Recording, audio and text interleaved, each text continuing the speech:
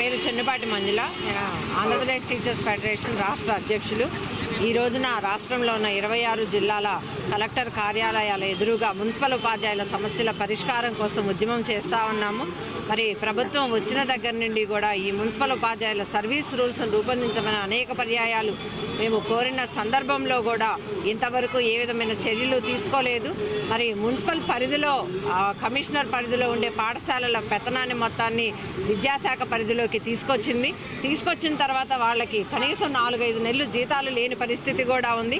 ఆ తర్వాత 84 జీవో తీసుకొచ్చి కామన్ సర్వీస్ రూల్స్ అని మున్సిపల్ ఉపాధ్యాయుల బదిలీలు చేయడానికి సిద్ధమైంది. కానీ ఈలోపే కోర్టు కేసుల దృష్ట్యా అది పక్కన పడేసి కార్పొరేషన్ మున్సిపల్ ఉపాధ్యాయులు ఏకతాటి మీదకి వస్తే ఆ సమస్యను పరిష్కరిస్తామని, వాళ్ళకి ప్రమోషన్లు ట్రాన్స్ఫర్లు చేస్తామని ప్రభుత్వం చెప్తా ఉంది.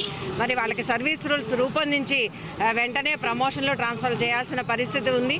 ఎందుకంటే గత 20 సంవత్సరాల నుంచి కానీ చూసినట్లయితే అప్పుడున్న పాఠశాలల్లో, మున్సిపల్ పాఠశాలలు ఇప్పటికి కూడా ఉన్నాయి, కానీ ఏ ఒక్క కొత్త పాఠశాల ఏర్పడిన పరిస్థితి లేదు. మరి పట్టణ జనాభా విపరీతంగా పెరిగిపోయింది. మున్సిపల్ పాఠశాలలో చేరే ఉపాధ్యాయుల సంఖ్య కూడా పెరిగింది. మరి దానికి అనుగుణంగా ఉపాధ్యాయ నియామకాలు జరగలేదు.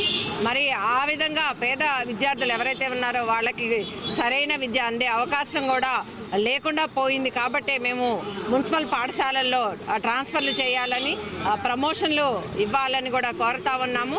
మరి అదేవిధంగా మెగా డిఎస్సి వేస్తామని చెప్పిన ప్రభుత్వం ఈ రోజున 6100 పోస్టులతో డిఎస్సిని నిన్న మంత్రిమండలి నిర్ణయం చేసింది. అదే మెగా డిఎస్సి అని చెప్తూ మభ్యపెట్టే ప్రకటనలు చేస్తూ ఉంది.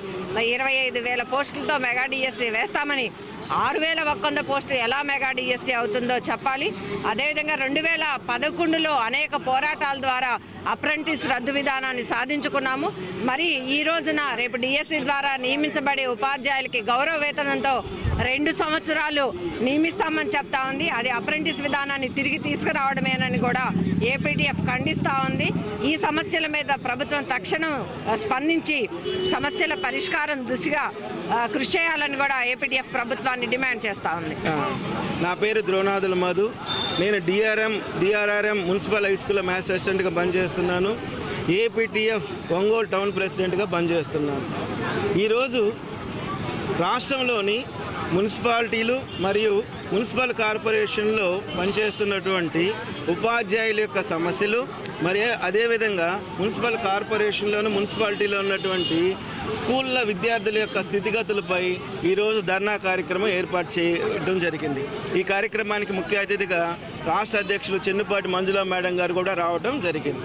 అయితే ఈ మున్సిపల్ టీచర్స్ సమస్యలను ఎందుకు తీసుకోవాల్సి వచ్చిందంటే, స్వతంత్రం వచ్చినప్పటి నుంచి కూడా ఉన్నటువంటి మున్సిపల్ స్కూల్స్లో మున్సిపల్ టీచర్స్ పనిచేస్తూనే ఉన్నారు. అయితే పూర్వం అయితే మున్సిపల్ టీచర్స్ రిక్రూట్మెంటు మున్సిపల్ స్థాయిలోనే జరిగేది. కానీ డిఎస్సి 2000 సంవత్సరం నుంచి డిఎస్సి కిందకి తీసుకురావడం జరిగింది. అంటే అన్ని మేనేజ్మెంట్లో పనిచేసేటువంటి ఉపాధ్యాయులు కూడా డిఎస్సి ద్వారా నియామకం పొందుతున్నప్పటికీ కూడా మున్సిపల్ టీచర్స్ కొన్ని హక్కులు కోల్పోతున్నాను. మిగతా ఉపాధ్యాయులకు ఉన్నటువంటి హక్కులు మున్సిపల్ టీచర్స్కి లేవు. అవి ఏంటంటే ప్రత్యేకంగా 2000 సంవత్సరం వరకు కూడా మున్సిపల్ ఉపాధ్యాయులకి సర్వీస్ రూల్స్ లేవు. ఈ సర్వీస్ రూల్స్ లేకపోవడం వలన మున్సిపల్ ఉపాధ్యాయులకి ట్రాన్స్ఫర్స్ జరగలేదు. ఒక్కసారి కూడా గతం నుంచి ఇప్పటి వరకు కూడా జనరల్ ట్రాన్స్ఫర్స్ జరగట్లేదు. అదేవిధంగా ప్రమోషన్స్ కూడా సర్వీస్ రూల్స్ లేకపోవడం వల్ల ఒక నిర్దిష్టమైన విధి విధానాల్లో ప్రమోషన్ చేయాల్సినటువంటి గవర్నమెంట్ కానీ మున్సిపాలిటీ వ్యవస్థ కానీ నిబంధనలకు తుంగలో దక్కేసి సీనియారిటీని పాటించకుండా, రోస్టర్ని పాటించకుండా ఎస్సీ ఎస్టీలకు కూడా వాళ్ళ యొక్క హక్కులకు భంగం కలిగిస్తూ ఇర్రెగ్యులర్గా ప్రమోషన్లు అవి చేయడం జరుగుతుంది. గతంలో వరకు కూడా డీడీఓ పవర్స్ మున్సిపల్ కమిషనర్ గారి పరిధిలో ఉండేవి. మున్సిపల్ కమిషనర్ గారి పరిధిలో మున్సిపల్ టీచర్సే కాకుండా అక్కడ పనిచేసేటువంటి నాన్ టీచింగ్ స్టాఫ్, రకరకాల సెక్షన్ స్టాఫ్ ఉండటం వలన వారు డీడీఓ పవర్స్ ఉపయోగించి జీతాలు చేయడం చాలా కష్టంగా ఉండేది. అందుకని డీడీఓ పవర్స్ మున్సిపల్ హెచ్ఎంస్కి ఇవ్వాలని మేము గతం నుంచి కూడా డిమాండ్ చేస్తున్నాం. అది రీసెంట్గా ఇవ్వడం జరిగింది. అయితే ఈ ఇటీవల కాలంలో కమిషనర్ గారి నుంచి డీడీఓ పవర్స్ మున్సిపల్ హెచ్ఎంస్కి వచ్చాయి. అదేవిధంగా సూపర్విజన్, పర్యవేక్షణ మరియు ఈ సూపర్విజన్ అంతా కూడా స్కూల్ ఎడ్యుకేషన్ కిందకి రావడం జరిగింది. అంటే డిఈఓ పరిధిలోకి రావడం జరిగింది. ఇలా వచ్చిన తర్వాత ఇప్పటికి కూడా శాలరీ సమస్య అనేది ఇప్పటికి కూడా చాలా మున్సిపల్ స్కూల్స్లో, ఎలిమెంట్ స్కూల్స్లో జరుగుతూ ఉంది. రెండవది సర్వీస్ రూల్స్ లేకపోవటం వల్ల కూడా ప్రమోషన్స్ లేవు మున్సిపల్ టీచర్స్కి. అదేవిధంగా ట్రాన్స్ఫర్స్ కూడా గతం నుంచి కూడా జరగటం లేదు. అవి జరగాలని కోరుకుంటున్నాం ధర్నా సందర్భంగా. నెక్స్ట్, ప్రతి ఉద్యోగికి ప్రావిడెంట్ ఫండ్ ఉంటుంది హక్కు, కానీ మున్సిపల్ స్కూల్ టీచర్స్కి ప్రావిడెంట్ ఫండ్ ఇప్పుడు లేదు. గత కొన్ని సంవత్సరాలుగా ప్రావిడెంట్ ఫండ్ కోసం పోరాటం చేస్తూనే ఉంది మా ఏపీటీఎఫ్. అదేవిధంగా మున్సిపాలిటీ పరిధిలోకి వచ్చేటప్పటికి జనాభా విపరీతంగా పెరుగుతున్నారు.